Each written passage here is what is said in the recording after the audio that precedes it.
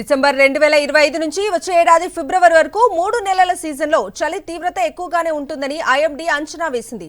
మధ్య భారత వాయువ్య ప్రాంతాలు దక్షిణాదిన సాధారణం కంటే తక్కువ ఉష్ణోగ్రతలు నమోదవుతాయని పేర్కొంది.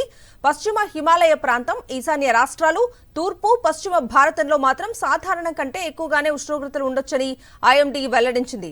రాజస్థాన్, ఉత్తరప్రదేశ్, మధ్యప్రదేశ్, హర్యానా, పంజాబ్తో పాటు మహారాష్ట్రలోని కొన్ని ప్రాంతాల్లో శీతల గాలుల ప్రభావం ఈసారి 4-5 రోజుల పాటు అదనంగా ఉంటుందని అంచనా వేశారు.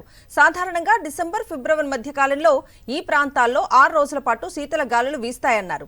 ఈ సీజన్లో దేశంలోని అత్యధిక ప్రాంతాల్లో సాధారణం అంతకంటే తక్కువగానే ఉష్ణోగ్రతలు ఉంటాయని పేర్కొన్నారు. నవంబర్ 8 నుంచి 18 మధ్య మొదటిసారి శీతల గాలుల ప్రభావం రాజస్థాన్, హర్యానా, మధ్యప్రదేశ్, ఉత్తరప్రదేశ్, ఛత్తీస్గఢ్లలోని కొన్ని ప్రాంతాల్లో కనిపించిందన్నారు. అదేవిధంగా ఈ నెల 3 నుంచి 5వ తేదీ వరకు మధ్య వాయువ్య ప్రాంతాల్లో శీతల గాలుల ప్రభావం ఉండొచ్చని వాతావరణ శాఖ అంచనా వేసింది.